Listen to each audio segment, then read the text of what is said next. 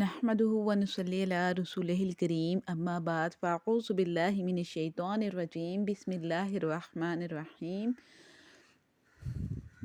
رب اشرح لي صدري ويسر لي امري واحلل عقدة من لساني يفقه قولي اللهم فقهنا في الدين اللهم انا نسألك علما نافعا ورزقا طيبا وعملا متقبلا جی اللہ تعالیٰ کی توفیق کے ساتھ آج ہم اپنا سیکنڈ پارا سٹارٹ کر رہے ہیں۔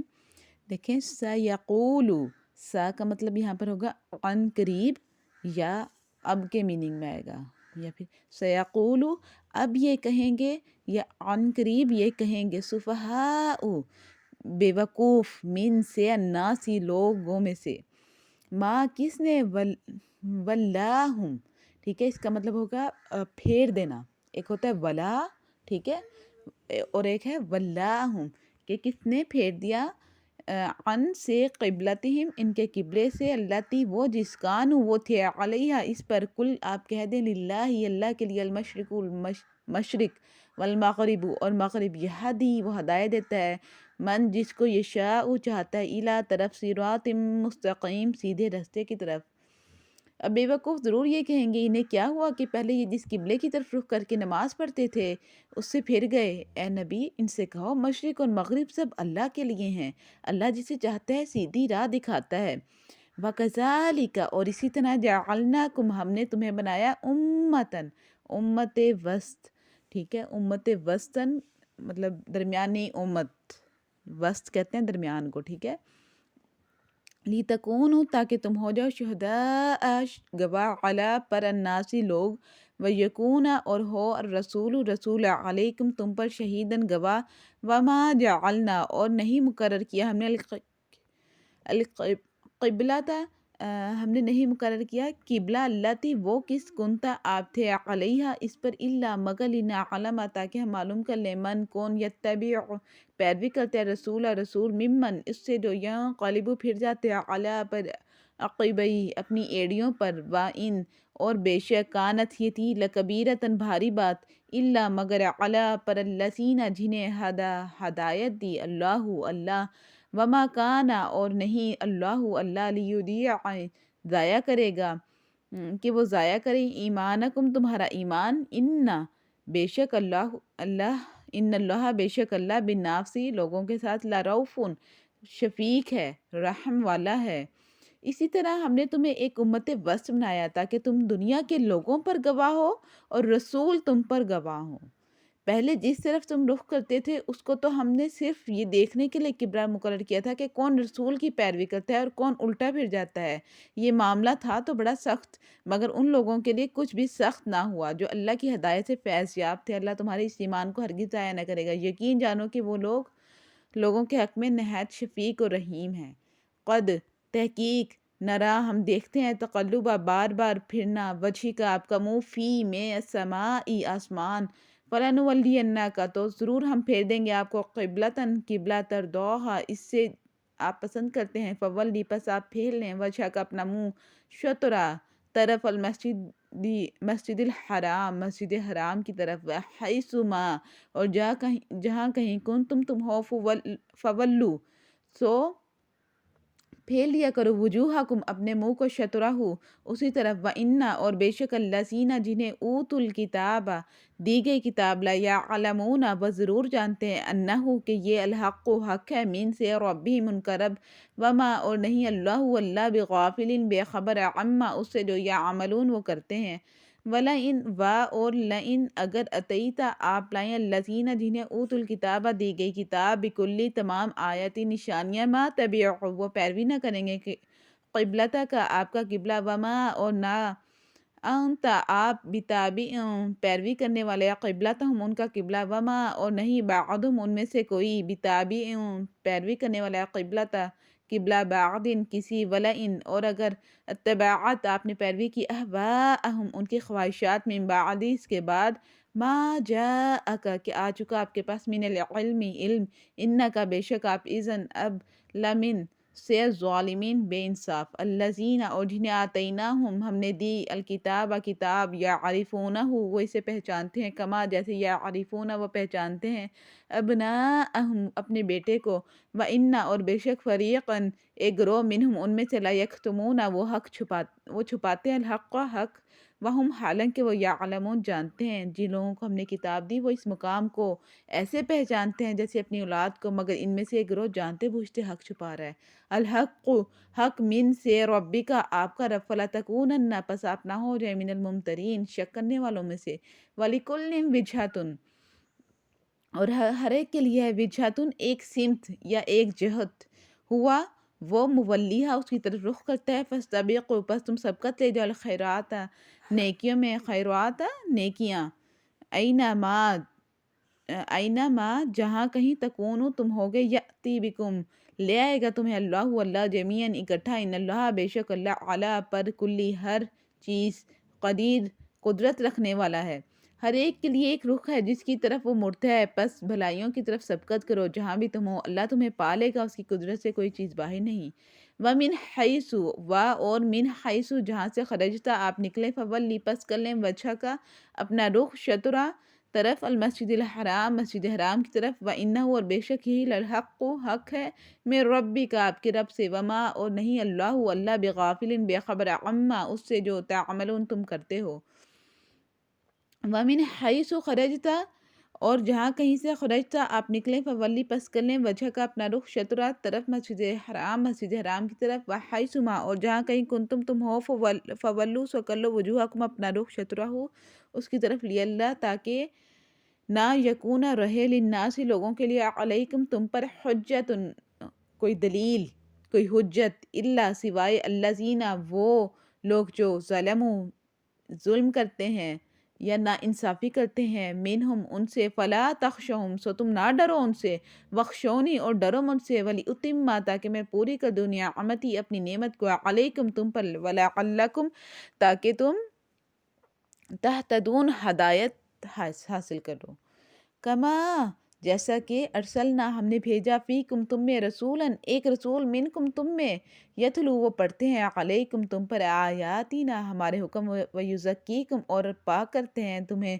ویعلمکم اور سکھاتے ہیں تمہیں، الکتاب کتاب، والحکمت اور حکمت، ویعلمکم اور سکھاتے ہیں تمہیں، ما جو لم تکونوا تم نہ تھے، تعلمون جانتے، جس طرح تمہیں اس کا ہے ہم نے بھیجا تم میں سے ایک رسول جو کہ تم پر آیتیں پڑھتے ہیں اور تم پر ہمارے حکم پڑھتے ہیں، ٹھیک ہے، آیات کہہ لیں یا حکم کہہ لیں، اور تمہیں پاک کرتے ہیں، ٹھیک ہے، یعنی کہ تمہاری زندگیوں کو سنوارتے ہیں، تمہیں کتاب اور حکمت کی تعلیم دیتا ہے اور تمہیں وہ باتیں سکھاتا ہے جو تم نہ جانتے تھے۔ فَاذْكُرُونِی سو یاد کرو مجھے، اذکرکم میں تمہیں یاد کروں گا، واشکرولی اور تم شکر کرو میرا، ولا اور نہ تکفرون نہ شکری کرو میری، ٹھیک ہے، آیت نمبر 152 تک 142 سے۔ جی اب ہم اس کو دیکھتے ہیں،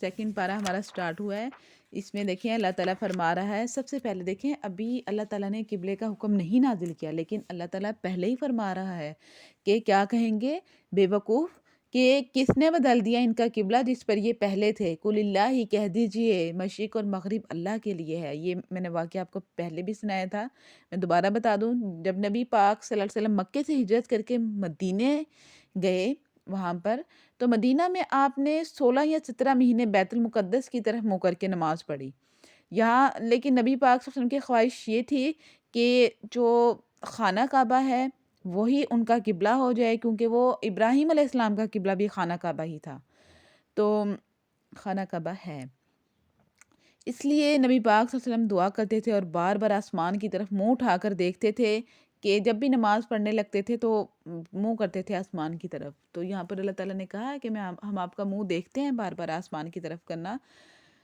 تو لیکن پھر اللہ تعالیٰ نے حکم نازل کر دیا قبلہ کا، ٹھیک ہے، تو پھر اس ٹائم کیا کہا بے وقوفوں نے کہ کس نے ان کا قبلہ ہٹا دیا، یہ یہود منافقین یہ کہنے لگے تھے اس ٹائم، ٹھیک ہے، اس سے ظاہر ہوا تھا اس آیت کے بعد ان آیات جب یہ قبلے کے متعلق آیات آئی تھی تو اس ٹائم ظاہر ہوا تھا کہ کون کون منافق ہیں ان میں سے، یہود میں سے جو مسلمانوں کے ساتھ بیٹھا کرتے تھے، مسجد میں آیا کرتے تھے، سب کچھ مسلمانوں کے ساتھ نماز پڑھ رہے ہیں، سب کچھ کر رہے ہیں، لیکن در حقیقت وہ جو تھے منافق تھے۔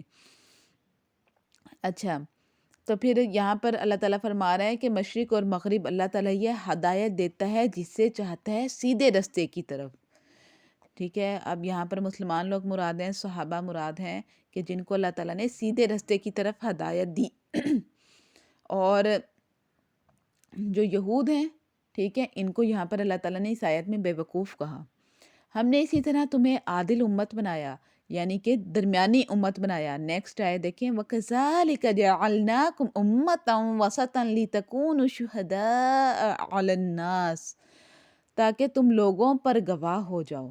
دیکھیں بروز قیامت کیا ہوگا، حضرت نوح علیہ السلام آئیں گے، اللہ تعالیٰ ان سے فرمائے گا نوح علیہ السلام سے، کیا تم نے میرا پیغام لوگوں تک پہنچا دیا تھا؟ حضرت نوح علیہ السلام کہیں گے جی اللہ تعالیٰ، میں نے آپ کا پیغام جو ہے نا لوگوں تک پہنچا دیا تھا۔ تو اللہ تعالیٰ فرمائیں گے ان کی امت کے لوگ بھی وہاں سے کھڑے ہوں گے، ان سے پوچھا جائے گا تو وہ کہیں گے، امت کے لوگ کہیں گے نہیں، کوئی نہیں پہنچایا تھا انہوں نے ہم تک پیغام۔ تو اللہ تعالیٰ فرمائیں گے نوح گواہ لے کر آؤ تم۔ تو اس ٹائم نبی پاک صلی اللہ علیہ وسلم گواہ آئیں گے ان کے، حضرت عیسیٰ علیہ السلام ہوں گے، ٹھیک ہے، حضرت موسیٰ علیہ السلام اسی طرح آئیں گے، ان سے اللہ تعالیٰ پوچھے گا کہ میرا پیغام تم نے لوگوں تک پہنچا دیا تھا۔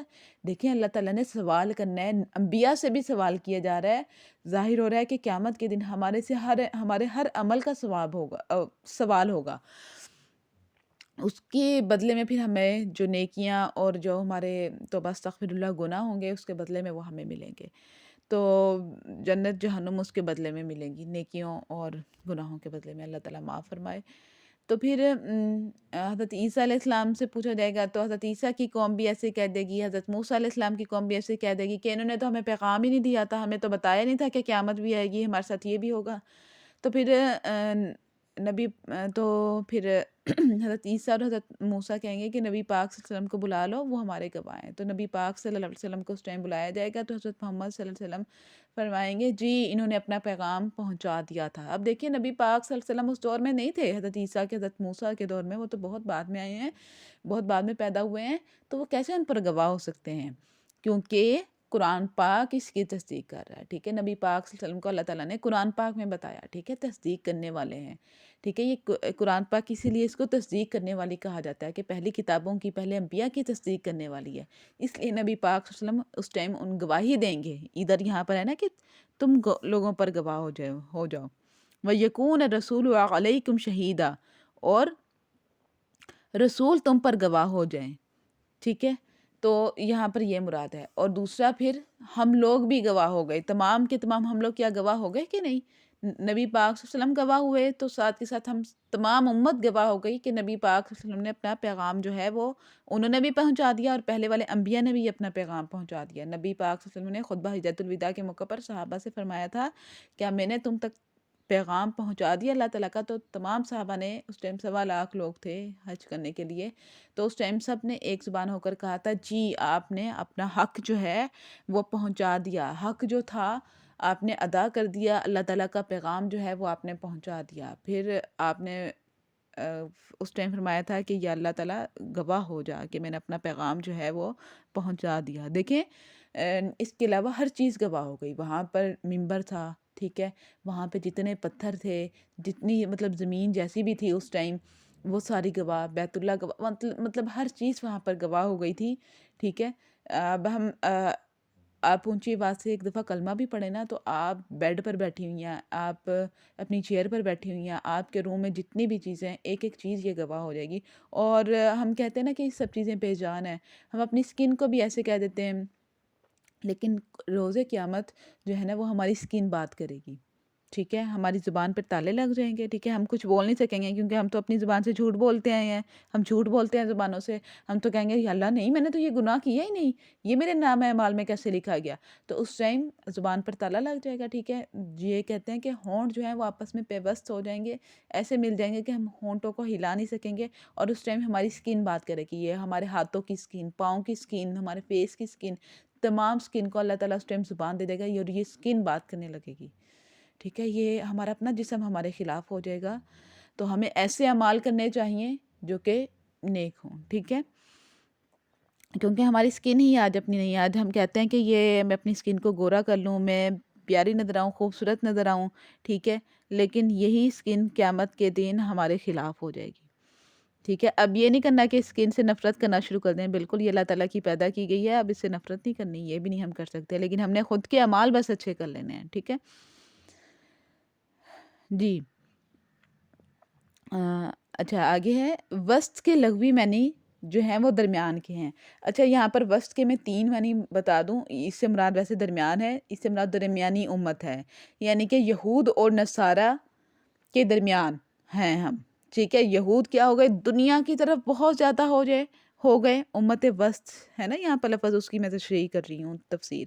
اور جو نصارہ ہیں وہ رہبانیت کی طرف ہو گئے، وہ تو دنیا سے کٹ کر رہ گئے کہ وہ پادری بن جاتے ہیں، ننس بن جاتی ہیں کہ ہم جو ہے اب یہیں پر رہیں گی، ہم نہیں شادی نہیں کریں گے، یہ نہیں کریں گے، تو وہ رہبانیت اس کو کہتے ہیں۔ اور یہود جو ہے وہ بالکل دنیا کی طرف ہو گئے ہیں، اور ہمیں جو ہے امت وسط کہا گیا ہے کہ ہم نے ان کے درمیان میں رہنا ہے، نہ تو ہم نے دنیا کی طرف اتنا ہو جانا ہے اور نہ تو ہم نے رہبانیت اختیار کرنی ہے، ٹھیک ہے۔ اور دوسرا کیا کیا یہود اور نصارہ نے؟ یہود نے کہہ دیا کہ حضرت عیسیٰ علیہ السلام کے متعلق، وہ تو حضرت عیسیٰ علیہ السلام کو مانتے نہیں ہیں، ٹھیک ہے۔ نصارہ نے ان کو کیا کہہ دیا؟ عیسائیوں نے حضرت عیسیٰ علیہ السلام کو اللہ تعالیٰ کا بیٹا، اور یہود نے کیا کیا؟ انبیاء کو قتل کرنا شروع کر دیا، مطلب ایک پیک پر چلے گئے، اتنا مانا کہ ان کو خدا کہہ دیا، ٹھیک ہے۔ اور دوسرے اتنی پیک پر چلے گئے ان کی مخالفت میں کہ ان کو قتل کرنا شروع کر دیا۔ لیکن ہم نے درمیان میں رہنا ہے، نہ تو اپنے نبی صلی اللہ علیہ وسلم کو اور باقی تمام انبیاء کو خدا کہنا ہے، نہ تو ان کے تکذیب کرنی ہے، ہم نے درمیان میں رہنا ہے، مطلب ان کی تمام باتیں ماننی ہیں، ان پر ایمان رکھنا ہے، یہ ہے ہمارا درمیان میں رہنا، ہمارا امت وسط کہلانا۔ اور یہاں پر امت وسط سے مراد بہترین امت بھی ہے، ٹھیک ہے۔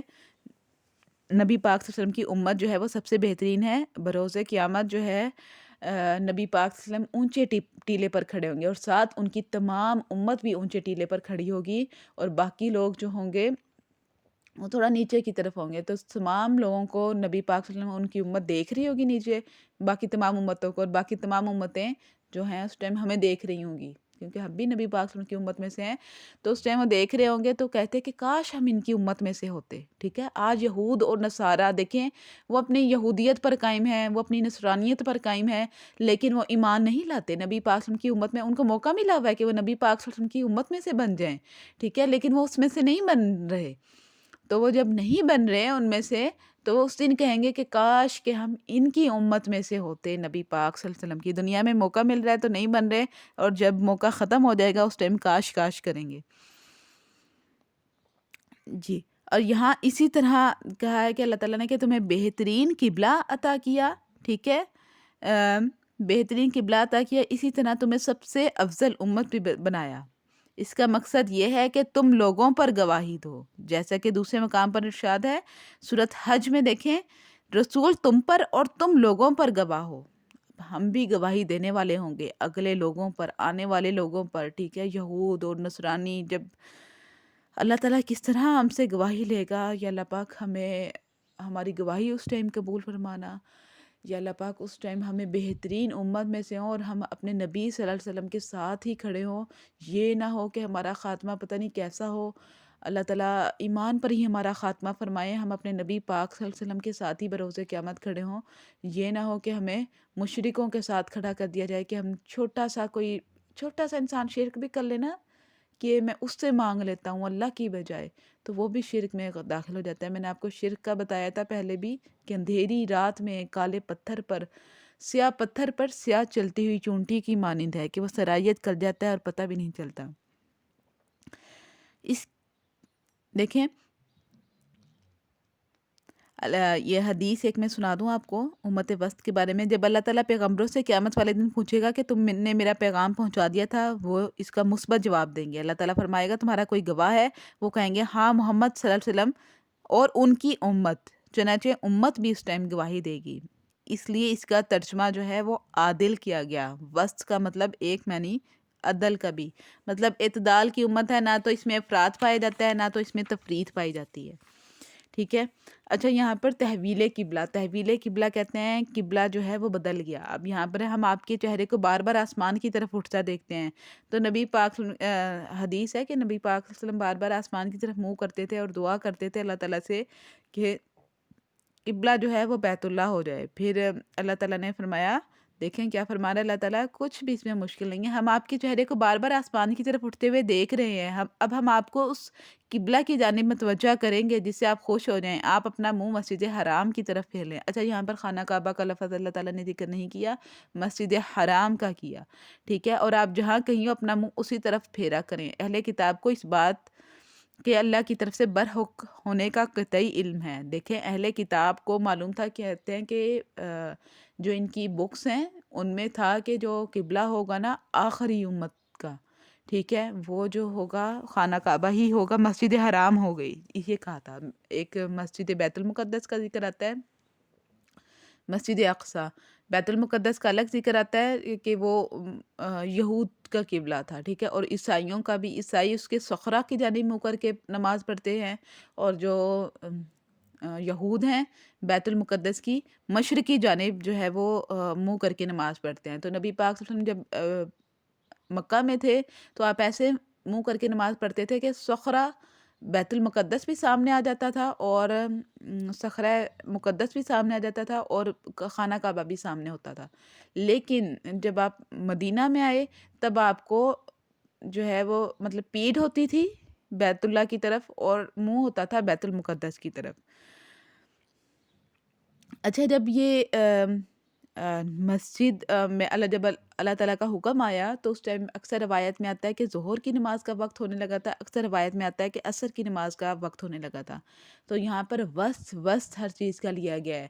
دیکھیں اب اگر دنیا کا وسط لینا، ٹھیک ہے، دنیا کا مین پوائنٹ لیں، وسط لیں، تو وہ خانہ کعبہ بنتا ہے. ٹھیک ہے. وہ دنیا کا وسط ہے، اس زمین کا، سوری دنیا کہہ رہی ہوں میں، اس زمین کا کہہ لیں، وہ وسط لیا یہاں پر.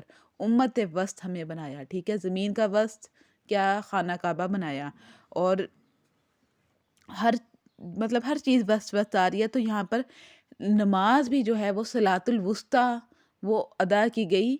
ٹھیک ہے. اس ٹائم پہلی نماز صلاۃ الوسطیٰ، اس سے مراد ہوگا عصر کی نماز. درمیانی نماز ہے نا، دو اوپر نمازیں، دو نیچے نمازیں، مطلب دو فجر اور ظہر اوپر کی طرف، درمیان میں عصر، اور اس کے بعد تو یہ افضل نماز دی جاتی ہے عصر کی، جو کہ اکثر لوگوں کی قضا ہو جاتی ہے دنیاوی کاموں کی وجہ سے. ٹھیک ہے. اچھا یہاں پر ہے کہ اہل کتاب والے پہچانتے ہیں کہ قبلہ جو ہے وہ کس طرف ہوگا، لیکن کیا ہوا، وہ مانتے نہیں ہیں صرف حسد کی بنا پر کہ نبی پاک صلی اللہ علیہ وسلم ان میں کیوں ہیں، ہمارے میں کیوں نہیں ہے. اچھا ان میں اگر دیکھیں سمجھیں، سوچنے کی بات ہے کہ انہوں نے پہلے والے انبیاء کو کیوں نہ مان لیا. ٹھیک ہے. اگر نبی پاک صلی اللہ علیہ وسلم ان میں سے ہوتے تو انہوں نے تو پہلے انبیاء کو اپنا نہیں مانا. تو نبی پاک صلی اللہ علیہ وسلم کو اللہ تعالیٰ اگر ان میں بھی مبعوث فرماتا تو تب انہوں نے ان کو بھی نہیں ماننا تھا. تو اللہ تعالیٰ کی مرضی کہ اللہ تعالیٰ نے بنی اسماعیل میں سے جو ہے اپنے نبی کو بھیجا، بنی اسماعیل. ٹھیک ہے. اگر چاہے اہل کتاب کو تمام دلیلیں دے دیں لیکن وہ آپ کے قبلے کی پیروی نہیں کریں گے، نہ آپ ان کے قبلے کو ماننے والے ہیں اور نہ یہ آپس میں ایک دوسرے کے قبلے کو ماننے والے ہیں. مطلب اب میں نے بتایا نا کہ یہود کی طرف منہ کر کے نماز پڑھنے ہیں، اور نصارہ، اس سے یہی مراد ہے کہ یہ دونوں تو آپس میں ایک دوسرے کے قبلے کو نہیں مانتے. اور باوجود یہ کہ آپ کے پاس علم آ چکا پھر بھی آپ ان کی خواہشوں کے پیچھے لگ جائیں تو بالیقین آپ بھی ظالموں میں سے ہو جائیں گے. دیکھیں نبی پاک صلی اللہ علیہ وسلم کو اللہ تعالیٰ فرما رہا ہے کہ آپ کے پاس علم آ چکا.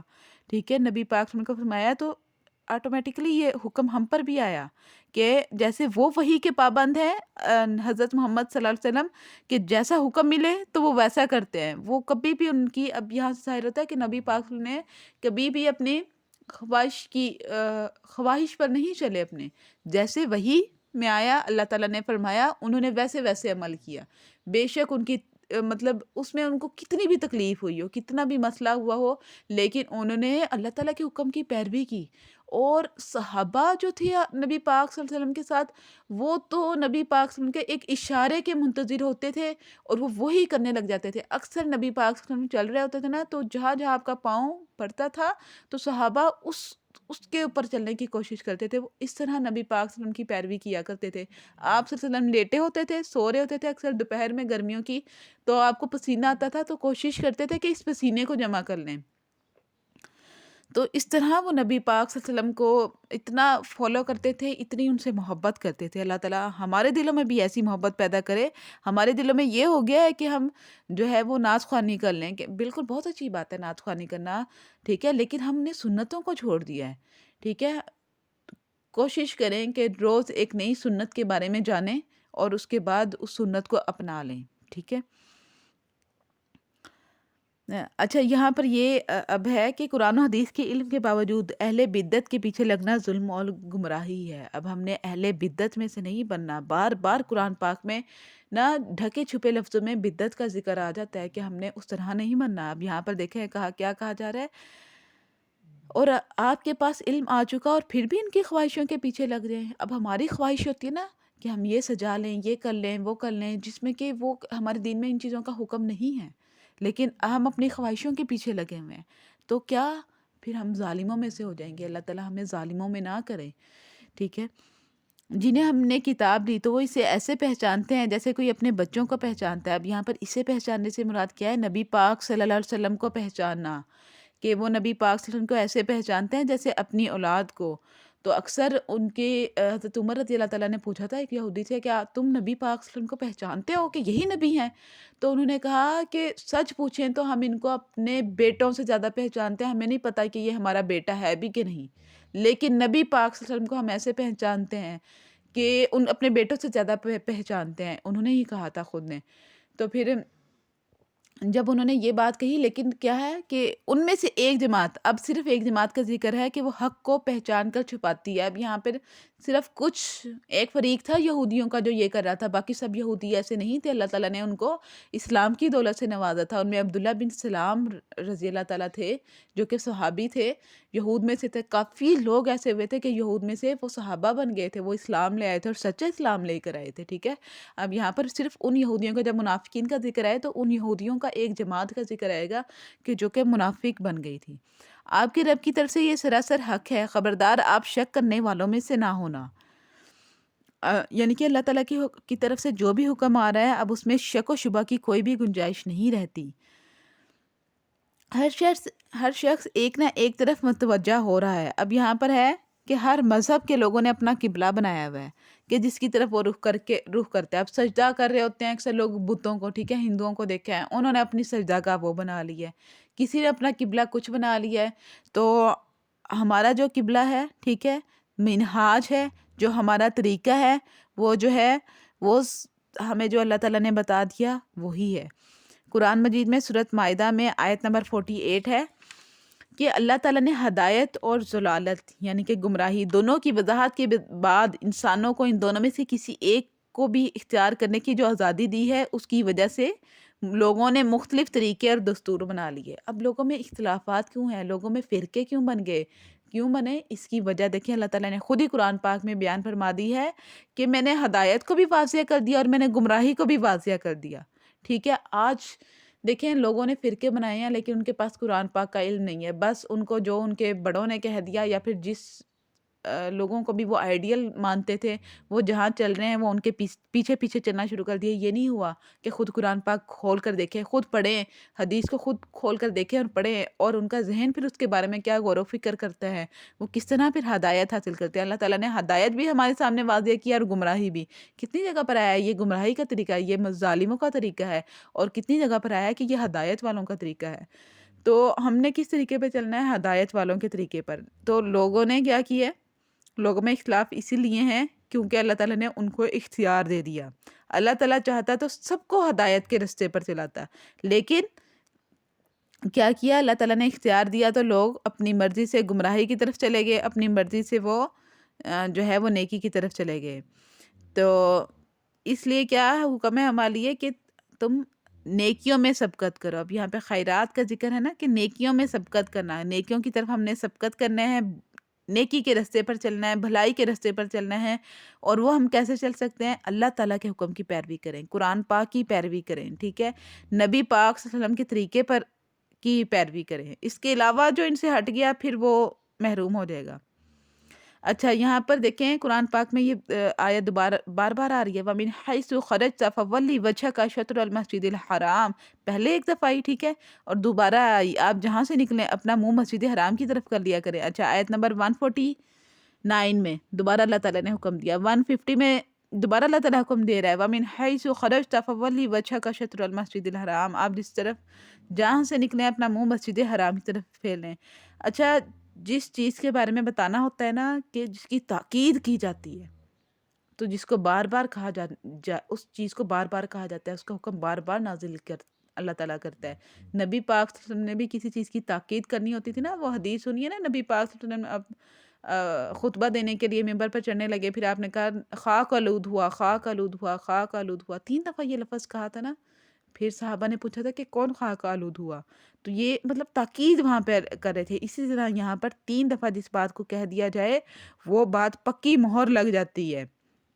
مطلب دلوں میں یہ راسخ کرنا تھا اللہ تعالیٰ نے کہ یہ خواہش جو ہے یہ جو حکم ہے نبی پاک صلی اللہ علیہ وسلم کی خواہش بھی تھی، اور اور دوسری وجہ جو ہے وہ اللہ تعالیٰ کا حکم ہے. تو بعض لوگ یہ نہ سمجھ لیں کہ یہ نبی پاک صلی اللہ علیہ وسلم کی خواہش کی وجہ سے ہو گیا، لیکن اللہ تعالیٰ نے فرمایا کہ نہیں، یہ جو ہے میرا ہی حکم ہے. اس وجہ سے اللہ تعالیٰ نے یہاں پر 3 دفعہ اس چیز کا ذکر کیا، ٹھیک ہے، تاکہ مخالفین کا کوئی اعتراض باقی نہ رہے یہاں پر.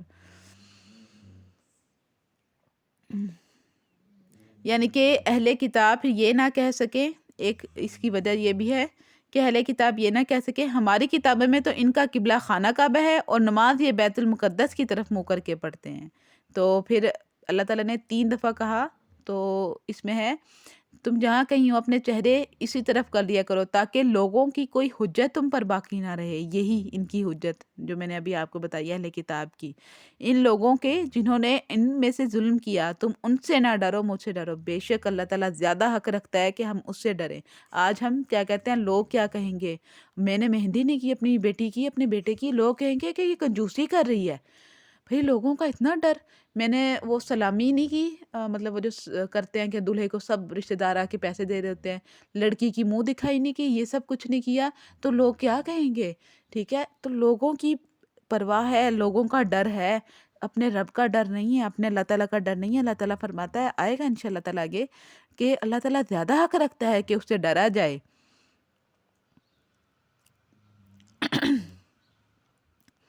اچھا یہ دیکھیں، ظالموں سے نہ ڈرو، یعنی مشرکوں کی باتوں کی پرواہ مت کرو. انہوں نے کہا تھا کہ محمد صلی اللہ علیہ وسلم نے ہمارا قبلہ تو اختیار کر لیا، عنقریب ہمارا دین بھی اختیار کر لیں گے. کہ دیکھیں ان کی باتیں دیکھیں. پھر اللہ تعالیٰ نے آگے فرمایا، مجھ سے ہی ڈرتے رہو، جو حکم میں دیتا رہوں اس پر بلا خوف و عمل کرتے رہو.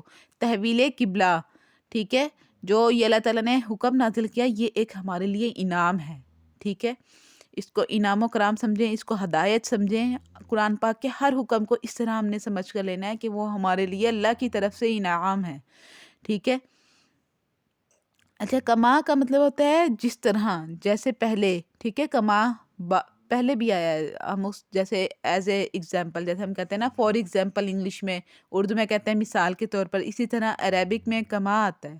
جس طرح ہم نے تمہیں میں سے رسول بھیجا جو ہماری آیتیں تمہارے سامنے تلاوت کرتا ہے اور تمہیں پاک کرتا ہے اور تمہیں کتاب و حکمت اور وہ چیزیں سکھاتا ہے جن سے تم بے علم تھے. اب یہ 151 آیت پڑھنے کے بعد آپ کے ذہن میں کوئی لفظ آیا ہے، کچھ چیزیں آیا ہے؟ کس نے یہ دعا کی تھی کہ لوگوں کے سامنے آیتیں تلاوت کرے، لوگوں کو پاک کرے؟ آیت نمبر 127 نکالے، ہم نے ابھی پیچھے ہی پڑھا تھا. 127 حضرت ابراہیم علیہ السلام کی دعا. جی میں آیت نکال کر اس کو پڑھتی ہوں. جی 127 وَإِذْ يَرْفَعُ إِبْرَاهِيمُ الْقَوَاعِدَ، اور ابراہیم علیہ السلام، اسماعیل علیہ السلام کعبہ کی بنیادیں اور دیواریں اٹھاتے جاتے تھے اور کہتے جاتے تھے، ہمارے پروردگار تو ہم سے قبول فرما، تو ہی سننے والا اور جاننے والا ہے. اور اس کے بعد ان کی ایک دعا دیکھیں کتنی پیاری ہے 128 میں. 128 اور 129. 128 میں ہے کہ ہمیں اطاعت گزار بنا، مطلب ساری عبادتوں وغیرہ کا تھا. پھر 129 میں انہوں نے دعا کی ربنا وبعث فیہم رسولا، اے ہمارے رب انہی میں سے رسول بھیج جو ان کے پاس تیری آیتیں پڑھیں، انہیں کتاب و حکمت سکھائے اور انہیں پاک کرے، یقیناً تو غلبہ والا اور حکمت والا ہے. اب بتائیں حضرت ابراہیم علیہ السلام کی دعا قبول ہوئی؟ یہاں پر اللہ تعالیٰ نے فوراً وہی ورڈ ذکر کیے جو انہوں نے پہلے کیے تھے، ٹھیک ہے، کہ ان کے سامنے لوگوں کے سامنے آیتیں تلاوت کرے، لوگوں کو پاک کرے، کتاب و حکمت کی تعلیم دے. اب دیکھیں یہاں پر اللہ تعالیٰ نے سیم وہی ورڈز کا ذکر کیا. دیکھیں کتنے پیارے برگزیدہ بندے تھے ابراہیم علیہ السلام اللہ تعالیٰ کے، کہ ان کی دعا کو کیسے قبول فرمایا. اب انہی میں سے جو ہے نا کہ انہی میں سے مابعوث فرما، تو پھر یہ عرب والوں میں سے ہے، مطلب اسماعیل علیہ السلام تھے نا ان کے ساتھ ان کے بیٹے، تو پھر ان کی نسل میں سے ذکر کیا آپ نے کہ ان کی نسل میں سے ہو، ٹھیک ہے. اب یہاں پر پاک کرنے سے مراد تزکیہ کرنا ہے. اب ہمیں بھی اپنے نفس کا تزکیہ کرنا چاہیے، اپنے نفس کو پاک کرنا چاہیے، گناہوں سے پاک کریں، جتنے گناہ ہو گئے ہم سے ہم توبہ کریں. یہ فضیلت اللہ تعالیٰ نے مسلمانوں کو ہی عطا فرمائی ہے کہ توبہ کا در ہمارے لیے کھلا ہوا ہے. ہمیں یہ نہیں ہوتا کہ اکثر لوگوں نے کہا، کسی صحابی نے کہا تھا کہ کاش کہ ہم پہلی امتوں جیسے ہو جائیں.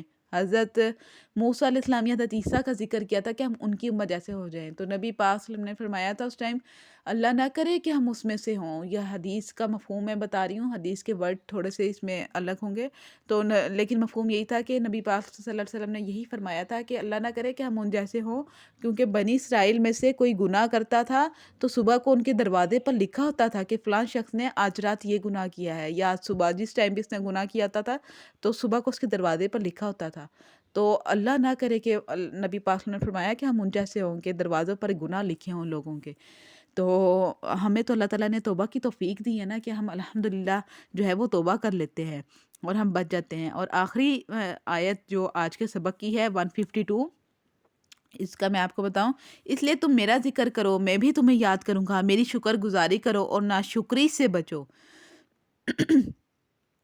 دیکھیں گے اللہ تعالیٰ نے نعمت دی ہے نا، اور نعمت کے بعد شکر تو بنتا ہی ہے، ٹھیک ہے نا. تو ہمیں یہاں پر اللہ تعالیٰ کا، ہم ایک دفعہ آپ سب الحمدللہ کہیں، اللہ تعالیٰ کا شکر ادا کریں. دیکھیں جب بھی میں نے پیچھے بتایا تھا حق کی تلاوت کی جب آیت تھی کہ جب اللہ تعالیٰ جس چیز کا حکم دے اس کو اسی وقت کرے. اب یہاں پر کتنے قرآن پاک میں 14 سجدے آئیں گے، ٹھیک ہے، ہمیں فوری طور پر پھر اس ٹائم سجدہ بھی کرنا ہوگا جب ہم سجدہ کی آیت پڑھیں یا سنیں. ٹھیک ہے، سننے کا بھی حکم ہے کہ اگر میں آپ کے سامنے وہ آیت پوری پڑھ دوں تو آپ نے سب نے سجدہ کرنا ہے اس ٹائم اور میں نے خود نے بھی، ٹھیک ہے. تو اللہ تعالیٰ جس چیز کا حکم دیتا ہے اس کو فوری مانیں. اور یہاں پر الحمدللہ رب العالمین کہیں. بس ان نعمتوں پر تو میرا ذکر اور شکر کرو، کفران نعمت نہ کرو. ذکر کا مطلب اس سے مراد ہے اللہ تعالیٰ کو ہمیشہ یاد کرنا. تسبیح تو ایک دفعہ پڑھ لیں سبحان اللہ والحمدللہ ولا الہ الا اللہ واللہ اکبر. یہاں پر مطلب سبحان اللہ، ٹھیک ہے، یہ بھی اللہ تعالیٰ کی تسبیح ہے. لا الہ الا اللہ اس کو تحلیل کہتے ہیں، اللہ اکبر اس کو تکبیر کہتے ہیں، والحمدللہ اس کو شکر کے معنی لیتے ہیں. تو اس میں سب چیزیں داخل ہو گئیں.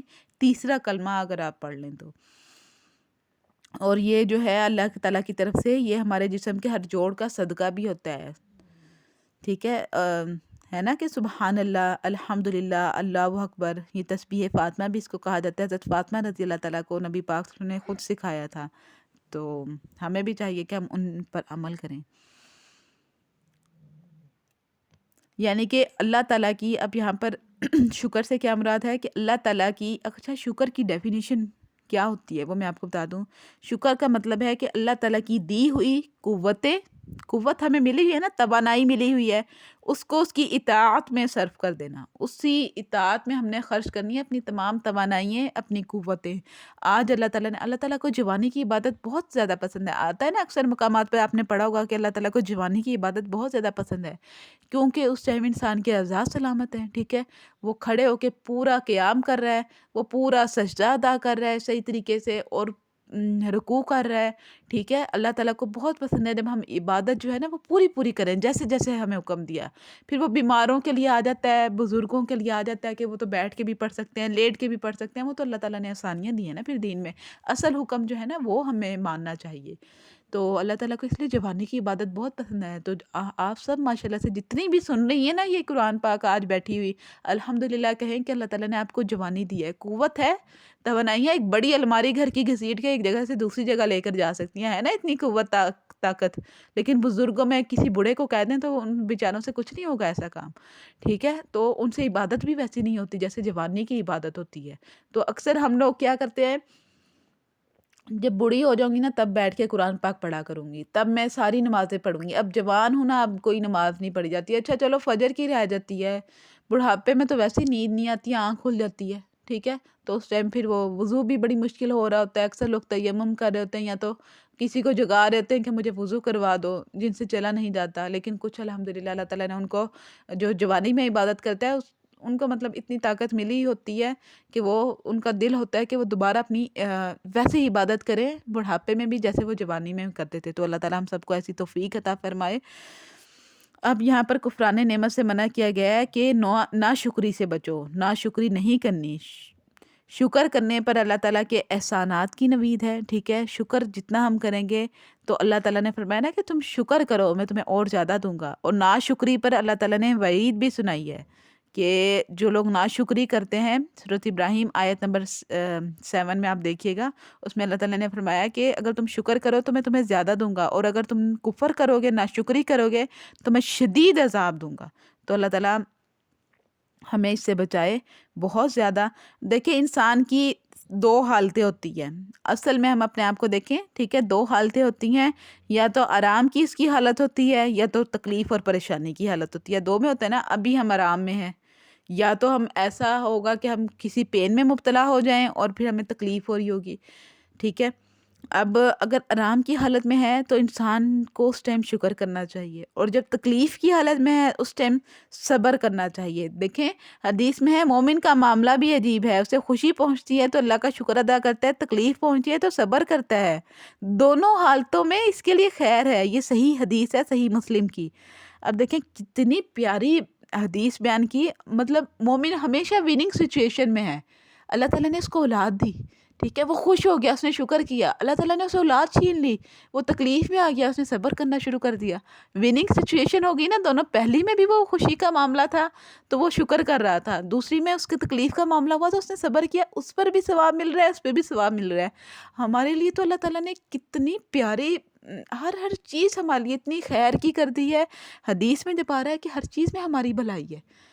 تو الحمدللہ کہیں اللہ تعالیٰ کا لاکھ لاکھ شکر ادا کریں، ہم سے کتنی محبت کرتا ہے اللہ تعالیٰ، ہم تو اس قابل ہی نہیں ہیں، تو ان چیزوں کے قابل بھی نہیں ہیں، لیکن اللہ تعالیٰ، ہم کہتے ہیں کہ ہم ان چیزوں کے قابل نہیں ہیں، کہ ہم اپنے گناہوں کی طرف دیکھتے ہیں لیکن ہم اللہ کی رحمت کی طرف دیکھتے ہیں کہ ہمیں امت وسط میں اللہ تعالیٰ نے بنایا ہے، ٹھیک ہے۔ امت وسط کو آپ یاد رکھیے گا کہ ہم امت وسط میں ہیں، نبی پاک صلی اللہ علیہ وسلم کی امت میں سے ہیں، ہم اگلوں پر گواہ ہیں، جو پچھلے تھے وہ ہم پر گواہ ہو گئے، نبی پاک صلی اللہ علیہ وسلم کو ہم نے جا کر وہاں پر گواہی دینی ہے، ہم نے اپنے نبی سے محبت کا اظہار، ہم دنیا میں کوئی جھنڈیاں لگا کر، ٹھیک ہے، کوئی اپنے گھروں میں لائٹیں لگا کر، یہ ہماری محبت کا اظہار نہیں ہے، سچ پوچھیں یہ ہماری محبت کا اظہار نہیں ہے۔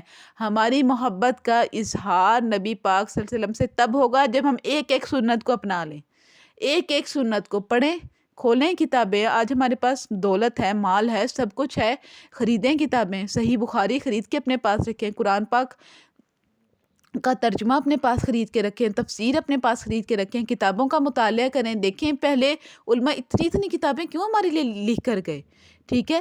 صحیح بخاری جو امام بخاری نے لکھی کتاب، وہ کہتے ہیں کہ نبی پاک صلی اللہ علیہ وسلم کے زمانے کے 300 سال بعد آئے تھے، اور وہ اس ٹائم اتنی صحیح احادیث جمع کر کے چلے گئے، اللہ تعالیٰ نے ان کو طاقت دی، قوت دی، ٹھیک ہے۔ موطا امام مالک کی ہے، چلے وہ تو ہے نا تابعین میں سے ہیں، مطلب انہوں نے تابعین کہتے ہیں جنہوں نے صحابی کو دیکھا ہو، صحابی کہتے ہیں جنہوں نے نبی پاک صلی اللہ علیہ وسلم کو دیکھا ہو، اور تابعین وہ ہو گئے جنہوں نے صحابہ کو دیکھا ہو، صحابہ سے تعلیم وغیرہ لی انہوں نے، ٹھیک ہے، اور تبع تابعین وہ ہوتے ہیں جنہوں نے تابعین کو دیکھا ہے، پھر ان سے تعلیم لی، اور پھر آگے پھر بعد کے لوگ ہیں، ٹھیک ہے۔ تو پہلے صحابہ کو کیا کرنا ہوتا تھا، ایک حدیث ان کو پتہ چلتا تھا نا کہ اس کے راوی وہاں پر ہیں، اس کے صحابی وہاں پر ہیں، اس حدیث کے روایت کرنے والے وہاں پر ہیں، موجود ہیں دنیا میں، شام میں ہیں، کوفہ میں ہیں، بصرہ میں ہیں۔ اب آپ کو صحابہ کی جو جتنی بھی صحابہ کی جو قبریں ہیں نا، وہ آپ کو مدینہ میں نہیں ملیں گی۔ دیکھیں نبی پاک صلی اللہ علیہ وسلم تو سب صحابہ کو مدینہ میں چھوڑ کر گئے۔